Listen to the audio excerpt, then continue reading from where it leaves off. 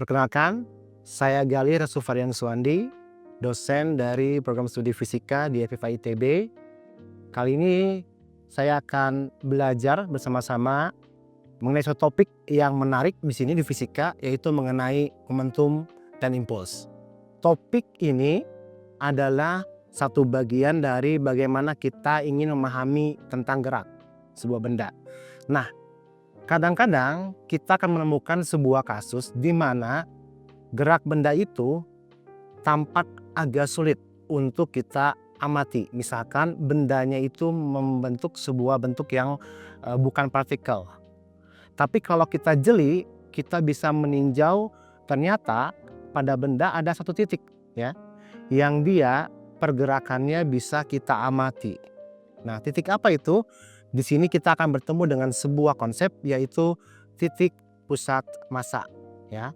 Nah, di sini kita definisikan titik pusat massa sistem itu merupakan suatu titik ya yang bergerak sederhana sehingga seolah-olah massa dari sistem itu terkonsentrasi pada titik itu, dan juga semua gaya seolah-olah hanya bekerja pada titik itu saja. Nah, tadi kita sudah melihat bagaimana kita menghitung titik atau menentukan titik pusat massa dari sistem partikel yang banyak.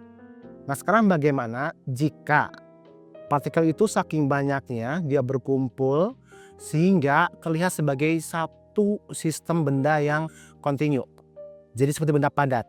Nah, di sini kita bisa tetap menggunakan persamaan tadi, namun untuk partikel yang N-nya sangat banyak dan ukurannya sangat kecil, maka nanti kita bisa memanfaatkan sebuah cara kita teknik menghitung, yaitu menggunakan bentuk integral ya. Jadi nanti kita bisa menggunakan integral berikut untuk menentukan titik pusat massa dari benda tersebut. Oke.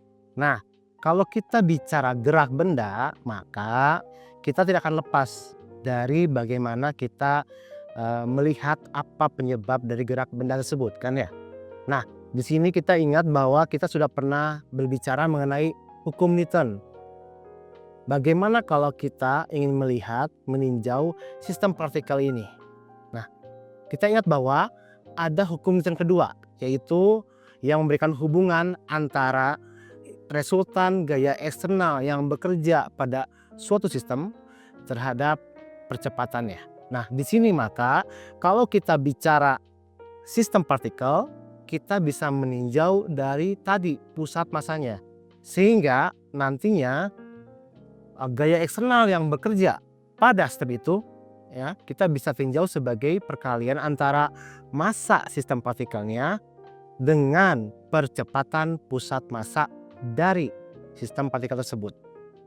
Jadi kita sekarang bisa meninjau bukan hanya satu benda partikel, tapi juga suatu kumpulan partikel. Namun tadi kita ingin fokus pada pusat massanya.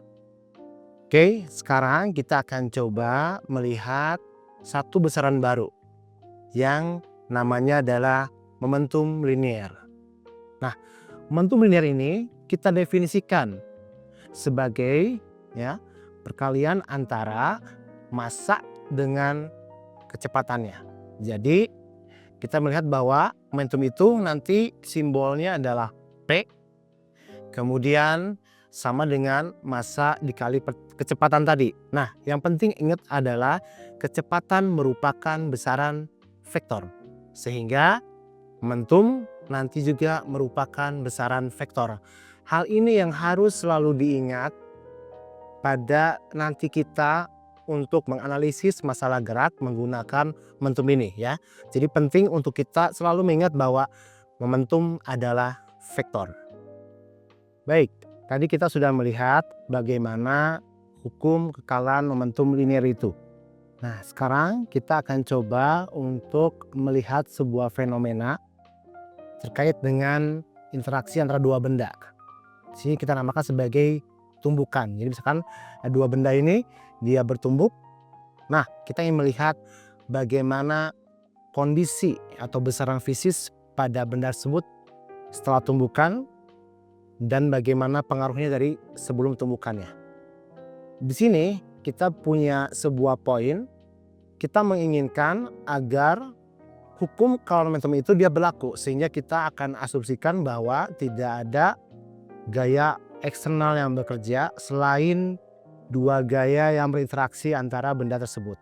Nah, kita bisa membagi fenomena tumbukan ini menjadi dua bagian besar, yaitu tumbukan elastis dan tumbukan tak elastis. Nah, berdasarkan apa kita membagi dua fenomena ini? Ingat, kalau kita bicara tentang gerak benda, maka ada satu tinjauan lagi, yaitu energi kinetik. Nah, berdasarkan energi inilah nanti kita bisa membagi atau menganalisis bahwa apakah tumbukan itu bersifat elastis atau tidak elastis. Bagaimana kalau elastis? Itu artinya adalah energi kinetik sistem sebelum dan setelah dia bertumbukan sama nilainya. Artinya secara fisik tidak ada energi yang hilang. Namun untuk tumbukan tidak elastik maka ada energi yang kutip hilang ya. Jadi energi kinetik antara setelah dan sebelum tumbukan itu dia berbeda. Oke, tadi kita sudah tahu apa definisi dari titik pusat massa. Nah, sekarang bagaimana cara kita menentukannya secara analitik ya? Misalkan saya punya sebuah sistem partikel yang berada dalam koordinat kartesian misalkan ya. Ini adalah sumbu Y, ini adalah sumbu X. Misalkan saya punya sebuah benda di posisi ini, misalkan dia bermassa M1 ya, di posisi X1. Kemudian saya punya benda 2 di sini, masanya adalah M2 ya, di posisi X2, maka di manakah letak pusat massa dari kedua benda ini? Nah, kita bisa melihat bahwa secara intuitif pasti kita akan bilang ada di antara dua benda ini. Di mana tepatnya?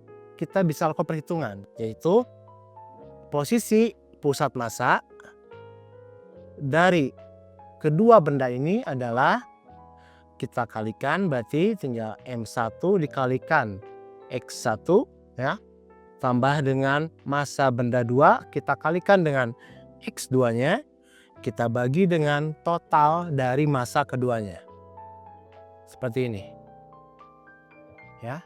Nah, sekarang masalahnya adalah Pak, bagaimana kalau benda lainnya adanya di sini misalkan? Dia punya koordinat tidak hanya X tapi juga dia punya koordinat dalam Y-nya. Misalkan ini adalah M3, posisinya adalah X3, Y3. Misal begitu. Bagaimana cara kita menentukannya? Berarti kita harus melihat bahwa kalau tadi hanya titik pusat massa, maka sekarang titik koordinat pusat massa yang kita lihat. Artinya adalah selain XPM, kita perlu juga YPM-nya. Di mana untuk posisi Y-nya? Nah, di sini berarti 3 tambahkan saja, ditambah M3 X3, ini tambah M3. Kemudian untuk Y-nya kita bisa lakukan yang sama dengan semuanya. Berarti ini tetap M1 Y1 tambah M2 Y2 ya, tambah yang ketiga sekarang di sini M3 Y3 kita bagi dengan total semua massanya. Yang kebetulan di sini untuk Y1 dan Y2 ini sama dengan 0 untuk kasus ini, sehingga kita bisa melihat bahwa nanti hasilnya pasti akan kira-kira dia mendekat ke bawah sini ya untuk Y-nya. Pak, bagaimana kalau semakin banyak si bendanya? Maka tinggal kita jumlahkan terus sampai ke benda ke N ya. Tambahkan sampai partikel ke N, sehingga nanti bisa tuliskan dalam bentuk notasi sigma ya. Jadi penjumlahan dari semua titik-titik bendanya kita kalikan dengan massa masing-masing, kita bagikan dengan massa totalnya, maka kita akan peroleh bagaimana pusat massa dari sebuah sistem partikel. Seperti itu. Baik, tadi kita sudah berkenalan dengan definisi dari momentum. Nah, sekarang kita lihat bagaimana kaitan dari momentum ini dengan hukum Newton tadi yang udah kita bahas. Nah, di sini kita bisa melihat bahwa ingat hukum Newton itu kan memberikan hubungan antara gaya eksternal yang bekerja pada sebuah sistem dengan percepatannya. Nah, kalau kita ingat percepatan, definisinya adalah perubahan kecepatan tiap waktu. Tadi kita sudah melihat momentum sebelumnya itu adalah P ini kita bisa lihat sebagai perkara antara massa dengan kecepatannya. Nah, di sini sekarang kita bisa melihat langsung bagaimana hubungan antara gaya dengan momentumnya. Kita lihat di sini sebelumnya, maka kita ingat bahwa total gaya yang bekerja itu pada sebuah sistem itu sama dengan massa dikali percepatannya. Artinya ada konteks perubahan kecepatan di situ. Nah, di sini kita bisa lihat bahwa akan ada hubungan dp dt di sini. Ya. Maka dari sini kita bisa melihat bagaimana adanya hubungan dari perubahan momentum ya terhadap waktu. Jadi laju dari perubahan momentum terhadap waktu itu sebanding dengan resultan gaya yang bekerja pada dia. Nah, ini kalau kita lihat bahwa momentum adalah perkara antara massa dengan kecepatan. Jika nanti massanya itu konstan ya. Jadi kalau kita punya massa konstan untuk M yang tetap tidak berubah konstan, maka di sini kita bisa melihat sigma F ini sama dengan ini adalah MV tadi momentum turunkan terhadap T. Kalau massa konstan kita keluarkan maka sama dengan M dV per dt. Kita akan kembali pada satu bentuk yang kita kenal sebelumnya, yaitu di sini mungkin sigma F-nya menjadi sama dengan massa. Yang ini kita sudah kenal dengan baik, yaitu adalah percepatan ya. Jadi kita akan kembali menemui bentuk hukum kedua Newton dari kita melihat bagaimana hubungan antara gaya, resultan gaya yang bekerja pada sistem dengan laju perubahan momentum pada sistem tersebut. Oke, kita sudah lihat tadi bagaimana hubungan antara gaya eksternal ya dengan perubahan momentum ya, dimana tadi kita melihat dengan hukum kedua Newton. Nah, sekarang kita bisa melihat lagi kalau bagaimana dengan adanya fenomena misalkan sebuah benda dia bertumbukan dengan benda lain, dia ada kontak dengan benda lain, kemudian kontak itu memberikan perubahan momentum pada benda. Nah, kita ingin lihat apa yang terjadi di situ. Jadi misalkan ada sebuah benda ya bergerak dengan kecepatan awal v, setelah itu dia berinteraksi dengan sebuah benda lain sehingga mendapatkan gaya rata-rata sebesar f dan menyebabkan benda itu berubah kecepatannya menjadi v aksen misalkan. Nah, kita bisa lihat di sini tadi misalkan dari yang sebelumnya kita punya hubungan bahwa total gaya yang bekerja itu sama dengan laju perubahan momentumnya gitu ya. Nah, kalau kita melihat dalam konteks rata-rata di sini ya, maka saya bisa bilang bahwa laju atau rata dari gaya yang bekerja itu sama dengan perubahan momentumnya terhadap perubahan waktu di sini ya. Rata-ratanya di sini kan, atau mungkin lebih tepat saya tuliskan seperti ini saja untuk rata-ratanya, sehingga nantinya kita bisa menuliskan bentuk yang lain, yaitu delta P ini perubahan momentumnya sama dengan perkalian antara gaya rata-rata yang bekerja pada benda dengan selang waktu kontak terjadi di sini ya. Nah, dari sini sekarang kita akan memberikan sebuah definisi baru pada benda, yaitu apa? Bagian ini kita beri nama baru yaitu impuls. Jadi sekarang kita kenal lagi satu lagi besaran baru selain momentum, yaitu adalah impuls. Nah, di sini kita lihat bahwa sebelah kanan impuls, sebelah kiri tidak lain adalah perubahan momentum. Ya. Nah, maka sekarang kita punya sebuah hal baru, yaitu bagaimana impuls itu tidak lain adalah perubahan momentum. Ya, jadi bisa kita lihat dari konteks perkalian antara gaya rata dengan skala waktu atau dia dalam sebuah perubahan impuls. Nah, kita bisa melihat juga dalam bentuk lain. Misalkan kita ingin lihat dalam bentuk grafis, ya. Nah, kita bisa punya grafik antara gaya sebagai sumbu vertikal dengan waktu sebagai sumbu horizontalnya, maka dengan cara itu kita bisa menentukan berapa perubahan momentumnya. Melalui apa? Ya, cara yang sama seperti di kinematika, ya, yaitu kita bisa melihat bagaimana luas area yang diapit antara kurva F dengan sumbu T. Itu akan menunjukkan berapa perubahan momentum dari sistem tersebut. Nah, teorema ini tentang bagaimana hubungan antara impuls dengan perubahan momentum juga bisa kita tinjau dari bentuk grafik, secara grafis ya. Nah, kita bisa melihat kalau ada kurva antara F sebagai sumbu vertikalnya dengan T sebagai sumbu horizontalnya, maka dari situ kita bisa menentukan berapa perubahan momentumnya. Melalui apa? Ingat, cara yang sama telah dilakukan di kinematika, ya, yaitu dengan kita melihat ya atau menghitung bagaimana luas area yang diapit antara kurva F ini ya dengan sumbu mendatar delta T. Nah, luas area itu bisa kita hitung dan hasil hitungannya itu akan menunjukkan berapa perubahan momentum yang dialami oleh benda tersebut. Oke, sekarang kita akan coba tinjau suatu kondisi lain ya yang khusus di sini, yaitu bagaimana jika ada dua benda yang berinteraksi di sini. Misalkan ya, ada benda satu, M1, ada M2. Konteksnya adalah dia bertumbukan di sini.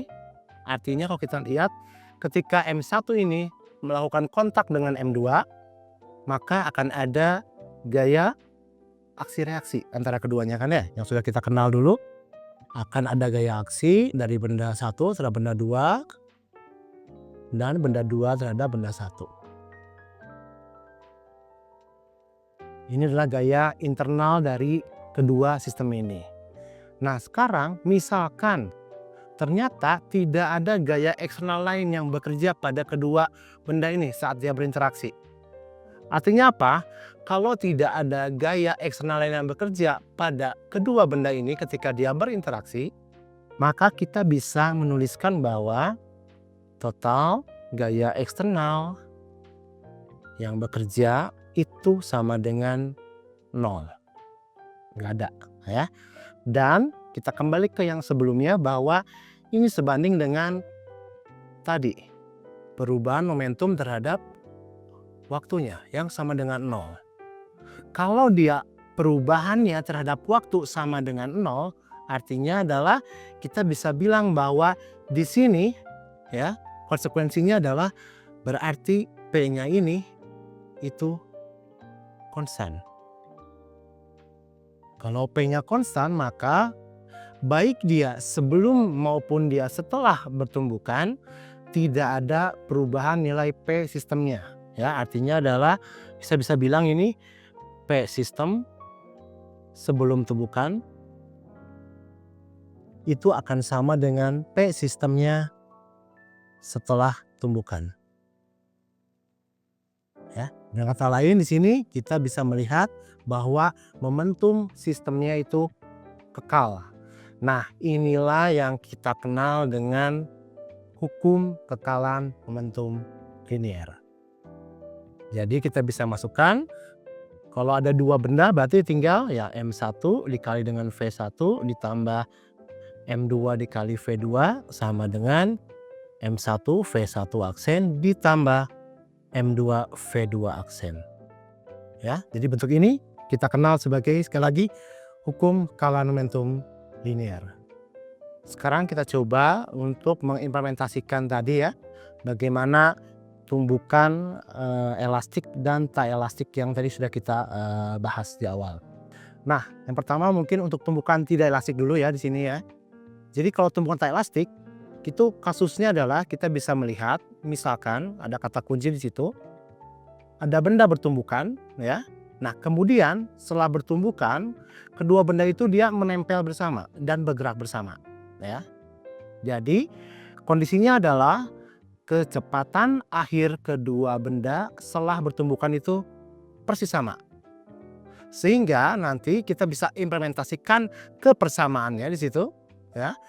Masukkan ke dalam persamaan hukum skala momentum bahwa kecepatan akhir benda 1 dan 2 itu sama. Sehingga kita akan dapatkan dengan mudah bagaimana untuk menghitung besaran-besaran yang ada. Bisa menghitung kecepatan awal misalkan satu benda atau kecepatan akhir dari kedua benda. Itu yang bisa kita lakukan. Kemudian untuk konteks energinya tentunya kita bisa melihat bagaimana perubahan energi kinetiknya di sistem ya. Kita bisa menggunakan perhitungan mengurangi energi kinetik sistem akhir terhadap awalnya. Kita akan peroleh berapa perubahan energi kinetiknya. Oke, sekarang bagaimana untuk kasus yang tumbukan elastik? Tentunya ini akan berbeda dengan yang tadi. Jadi kita tetap masukkan hukum skala momentum karena kita mengasumsikan bahwa total gaya resultan eksternalnya itu dia 0. Jadi sistem terisolasi ya. Nah, di sini berarti kita bisa melihat ya bahwa semua komponennya itu ada ya, baik kecepatan awal maupun akhir kita bisa perhitungkan. Kemudian juga dari situ kita akan membutuhkan bantuan lain yaitu menghitung perubahan energi kinetiknya. Jadi untuk kasus tumbukan yang elastik kita harus menggunakan dua kondisi, yaitu yang pertama adalah hukum skala momentum, yang kedua adalah hukum skala energi kinetik di situ. Nah, dari dua hukum ini kemudian nanti kita akan menemui berbagai besaran-besaran yang tidak diketahui.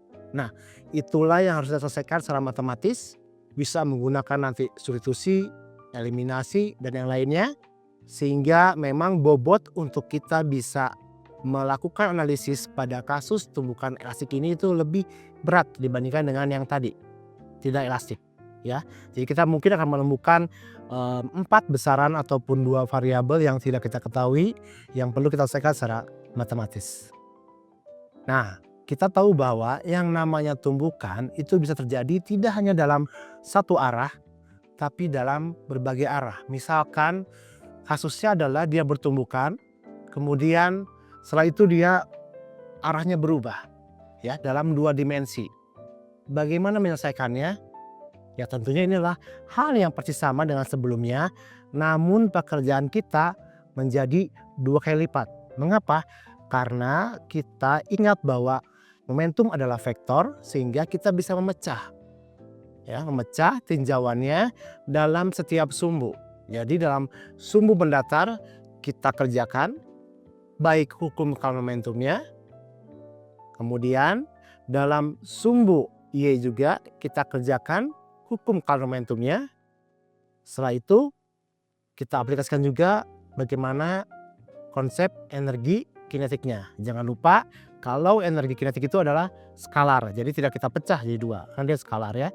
Nanti dari tinjauan skala momentum di sumbu X dan sumbu Y dan bantuan dari konsep energi kinetik tadi, kita akan sama menemukan besaran-besaran yang kita inginkan di situ. Gimana? Sudah paham? Jadi itu adalah kajian kita mengenai topik momentum dan impuls. Nah, jadi ini adalah akhir dari pemaparan saya tentang topik ini. Semoga bisa bermanfaat untuk semuanya. Terima kasih. Sampai jumpa.